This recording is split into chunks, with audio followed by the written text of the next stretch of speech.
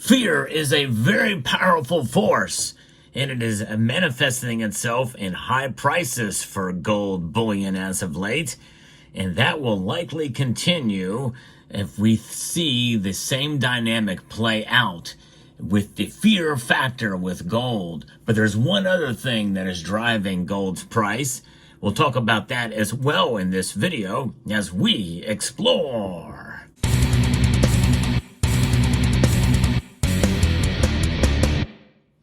It's been another wild day with gold reaching yet a new record high. It's almost like this is the same play that I've been talking about lately with gold. New record highs. You know, when will it become not newsworthy? But I tell you what, it is newsworthy every single time it reaches a new record high, and today it did just that. It is up right now 0.64%. Actually, silver is as well. It's kind of unusual to see both metals react at the exact same pace of its increases. Pulling back earlier gains for both metals, gold was up to $2,884 an ounce. That was the high for today and the ultimate all-time high for gold, getting closer to an all-time high adjusted for inflation, which is what we saw back in 1980. It's around $3,200 to $3,300 per ounce is where gold would need to be in order to reach that all-time high adjusted for inflation. But you know what? We're much closer to that now than we've been in a long time. So we very well could see that soon. So Reuters is reporting that gold has added to its record rally as trade war anxiety lifts demand. There's your fear, folks. And you know, that's one thing that's driving these prices higher, and you may be feeling inclined to buy gold because of this, thinking, well, it's going to continue to go higher. Some people say they need to readjust their forecast for gold to 4,000 or 5,000 instead of 3,000 per ounce. I'm not adjusting mine yet. I still think we're near the top of the market, but you never know what's going to happen. But I think that whenever there is a time to buy, it's always good to shop around, especially with the prices as high as they are. And you want to find somebody who's going to sell you metals at a low price. And you can find good deals at your local coin shop and other places online. And I think as you doing your search online, consider Summit Metals. They are the channel sponsor, but they have proven themselves to be low-cost leaders at times for certain products. So check out summitmetals.com. I will be interviewing them soon. I still want your questions if you have them. It'll be very, very soon when that interview will be taking place. So type in Summit Metals in all capital letters and then your questions so that I can find it and we'll pass that along to them.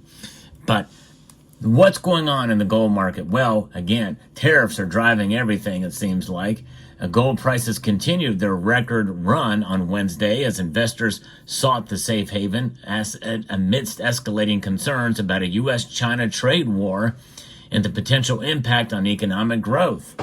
The gold futures settled higher. In fact, they are almost at $2,900 at $2,893 per ounce.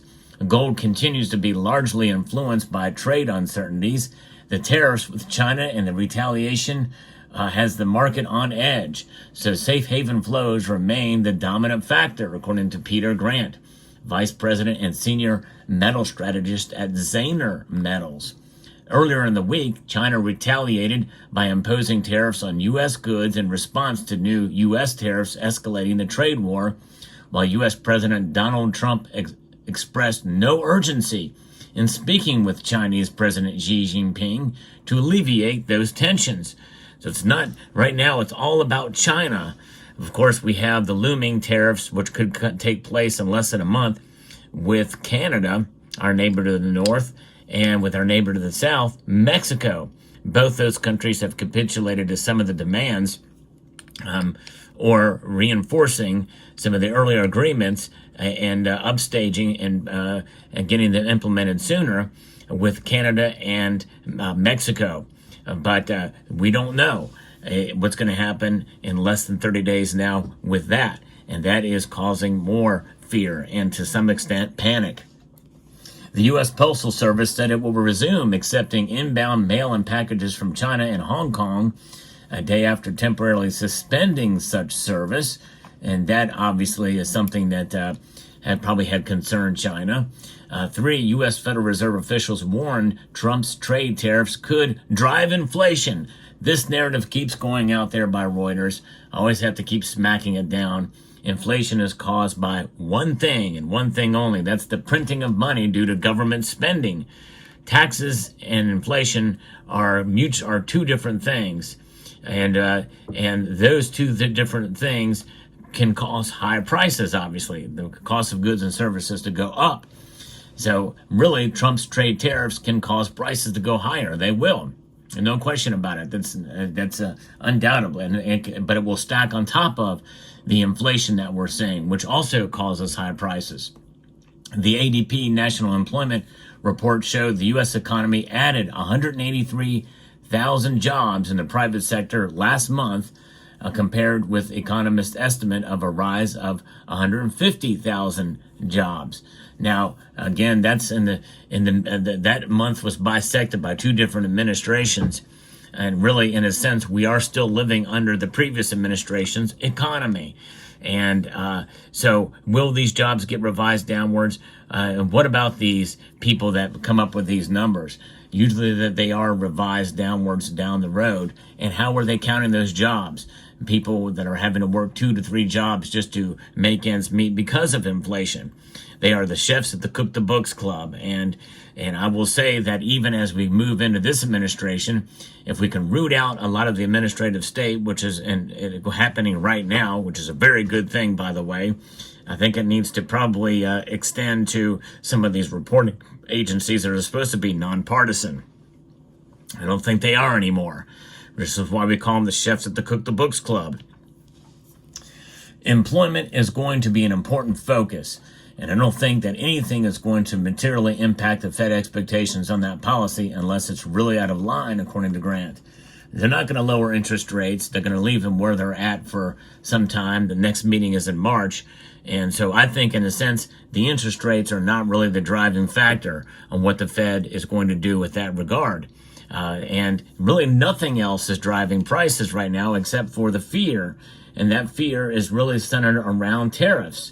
And so with gold and silver indeed rising, in the midst of this, it is having an impact on the dollar index. And of course, I've talked about the dollar index. Of course, what causes the dollar index to go down or up? Well, it's faith in the dollar compared to other currencies is a measure of it. And of course, that dollar index is being driven by fear of this trade war, which is having an impact on gold and silver prices. The dollar index is down 0.42% today, almost a half a percentage drop. It is still high, but it is falling back to now 107.6. But remember, folks, 105 is a high number for the dollar index. And unless we see a massive drop in one day where there's nothing else happening that could cause that to go down, there's really not much concern with the dollar index. We know why the dollar index is going down, because of the fear of a trade war happening with China, which, again, I can't stress enough. China is in economic trouble, but they are the second largest economy in the world. This trade war is not something to just balk at. It is a big deal, folks. It is having impact across the world, really. As silver's move did get up to $32.60 as well here today. But it's still, compared to gold, there's really not much change in the gold to silver ratio. It's still 88.78, under 90, but still that's very, very high. Many people feel it's undervalued. We'll see how that plays out.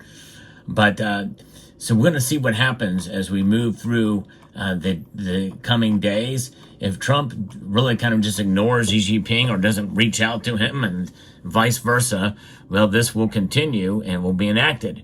One thing that's for sure is that the policy changes that we've been seeing at breakneck speed is having a big impact in the markets from day to day. It's almost tough to keep up with it, with everything. But especially now with what's being proposed for Gaza, the Strategic Wealth Fund that's now is been signed as an executive order. Just so much to keep track of. Any number of those things could move the markets one way or another. And especially with gold being stockpiled here. And that is the thing. That is the big thing. I know I've waited it out to tell you through the course of this video, but it is the fact that gold is being treasured, stockpiled, hoarded, if you will, if you're not a gold fan, by central banks around the world. That's propping up the price. Now all this gold coming, flooding into the COMEX out of the LBMA, out of England, where there's a little bit of trouble there, into the COMEX. There is a big thing here that some people feel that gold, as I mentioned previously and alluded to, could potentially be used for the Strategic Wealth Fund.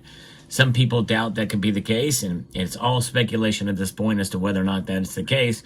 But the fact that it's being held by many of these entities and coming into the United States and being held around the world by central banks tells us something, folks. And people are scared of what's coming. But the fact that they're holding it, that's less gold in the market. And gold is much more rare than silver, no question about it. And so the less gold that's being traded in the market, other than through these channels, like from the Bank of England into the COMEX, that is not gold that is readily available for you and I to buy in the form of coins, in the form of bars, and investment grade bullion. It is being held.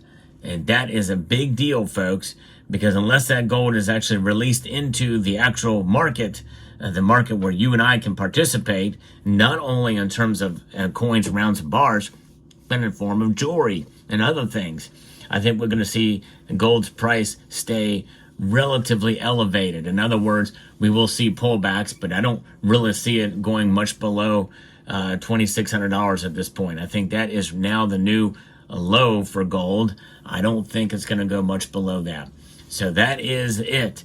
That is what is keeping gold up and what's driving the price to continue to move up from here is the fact that it is being held by the United States in the form of the COMEX and central banks around the world. So there you have it. Let me know what your thoughts are down in the comment section below. Hope you found this video informative, insightful, and educational. Would like to extend a multitude of gratitude to each and every one of you for taking the time to watch, and to encourage you to please rate, share, comment, and subscribe.